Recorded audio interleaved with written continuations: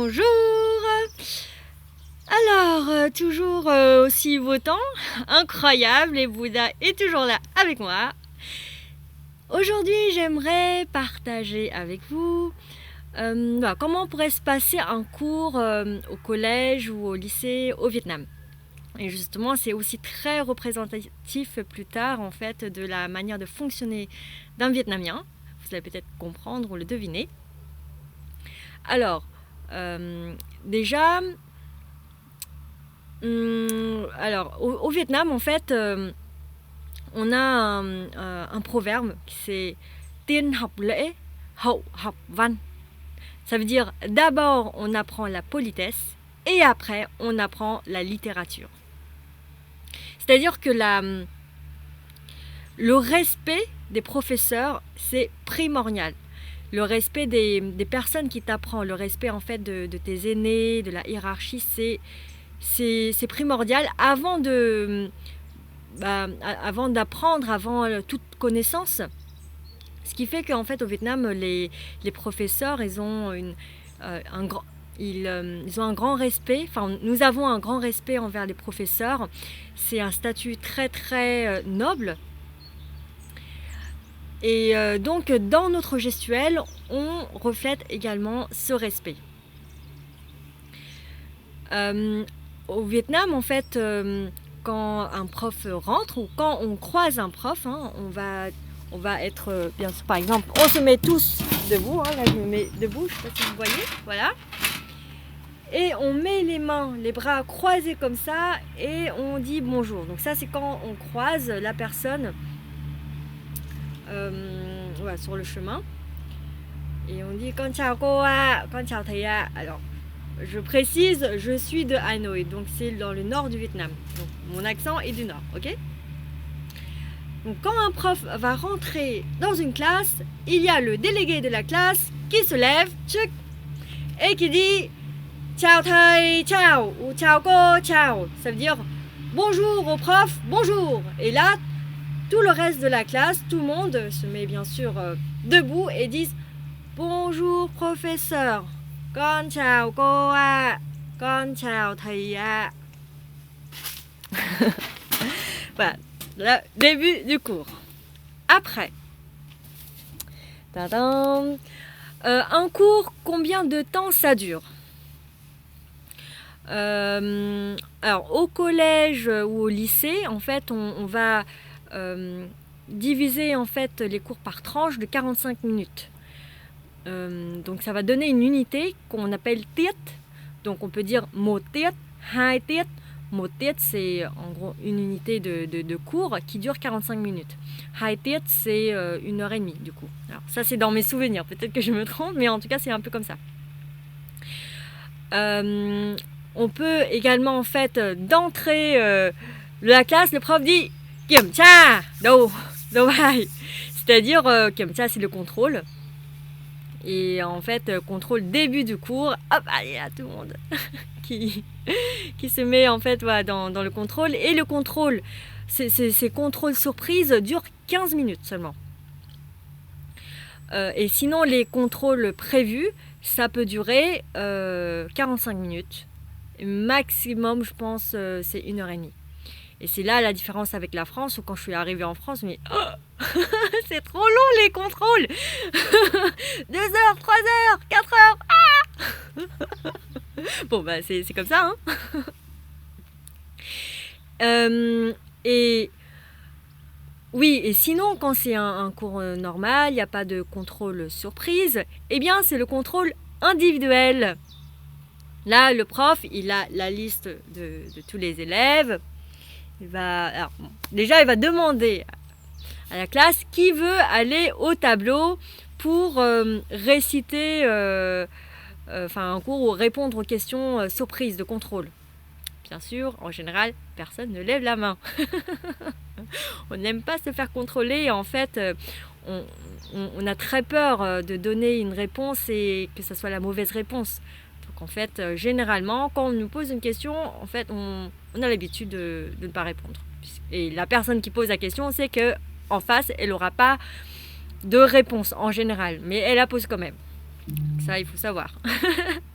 Et donc, pour qu'un Vietnamien vienne et réponde à tes questions, qu'est-ce qu'il faut faire? Eh bien, épeler son prénom. Donc, c'est-à-dire que le professeur va regarder sur la liste, Ah, mademoiselle, vous l'êtes, allez au tableau.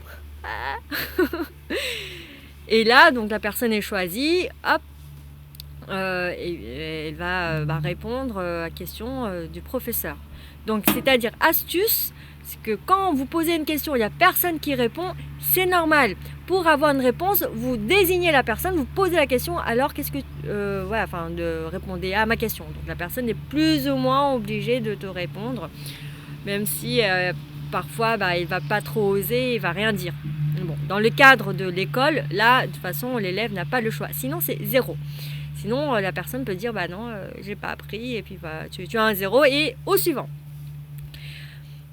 Donc la personne qui a été choisie, pas au loto mais pour le contrôle, va au tableau et donc déjà c'est le contrôle. Alors est-ce qu'il a fait le devoir, demander, et puis voilà, donc généralement c'est peut-être un exercice où bon c'est beaucoup au Vietnam, c'est énormément du par cœur. Par rapport en France, on ne réfléchit pas, on n'a pas du tout cette habitude de réfléchir. Mais on sait très très bien recracher ce qu'il faut cracher par rapport à ce qui est attendu par le prof. Il suffit simplement d'apprendre mot à mot par cœur ce qui est écrit dans un bouquin et dans le bouquin et c'est bon. Et même en fait, dans les devoirs, on a des annales. En fait, on va aller acheter à l'extérieur. Alors oui, je précise un petit peu, c'est-à-dire qu'on a le cours. Dans le cours, par exemple, il y a les exercices à la maison, il y a un texte et puis avec des questions. Et comment faire pour faire les devoirs? C'est très simple, vous allez à l'extérieur acheter le manuel, l'annale qui donne toutes les réponses. Et après, vous recopiez, c'est tout, c'est simple. Ou sinon, parfois, on n'a pas eu le temps de faire les devoirs. Il y a les premiers de la classe, ceux qui sont toujours au taquet et qui ont toujours fait les devoirs de manière très correcte, très bien fait. Hop, le matin, allez tout le monde, on recopie. Et puis voilà, donc c'est vraiment de la solidarité au Vietnam. On voit pas ça comme un mauvais œil en fait. C'est comme c'est comme dans une habitude, c'est normal de s'entraider et d'aider l'autre pour qu'il ait en fait une bonne note et pas qu'il ait une mauvaise note surtout. Alors là parfois je me souviens très bien les camarades qui sont là devant toute la classe au tableau. Et qui oublie par exemple un poème ou je ne sais pas comment répondre, et là toute la classe on essaie de souffler, c'est ça, ou peut-être même montrer, non, je sais plus, mais on ressent, on dit mais vas-y réponds ça, allez courage, et puis bon parfois celui qui est au tableau il essaie d'écouter, alors qu'est-ce que vous me soufflez, je comprends pas, et puis après ou par exemple il répond et là c'est la délivrance, oui c'est ça.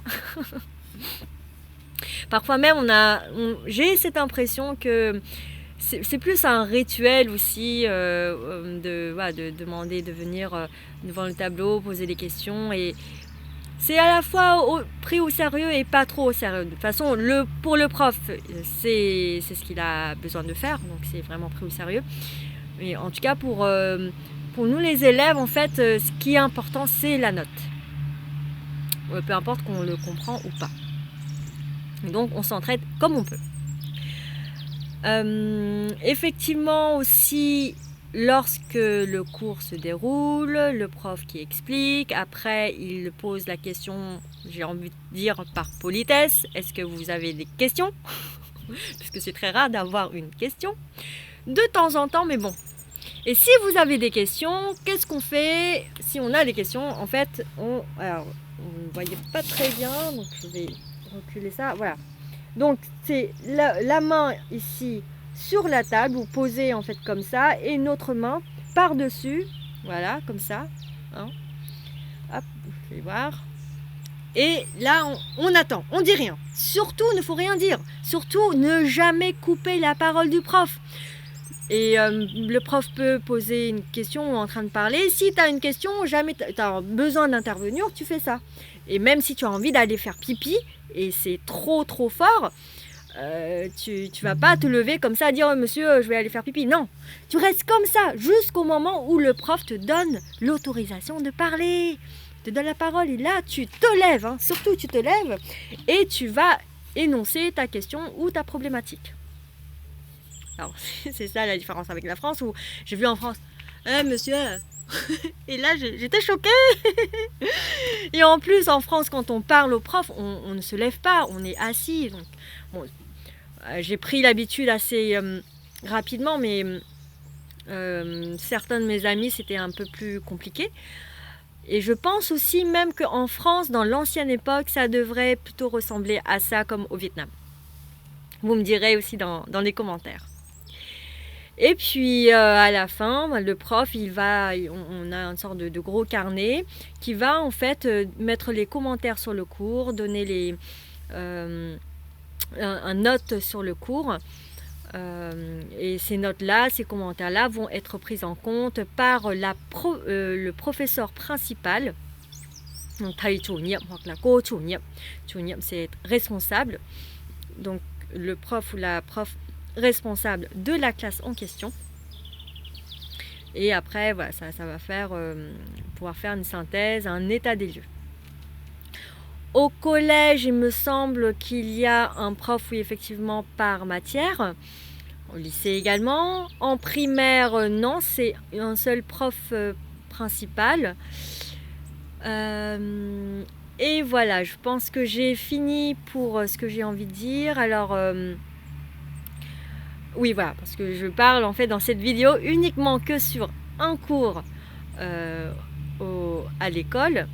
Et dans les autres vidéos, j'ai envie de parler également sur le système des études au Vietnam, les cours particuliers, comment ça se passe. Et aussi une autre vidéo qui parle de la solidarité des Vietnamiens durant les contrôles. Allez, je vous dis à très bientôt. Ciao!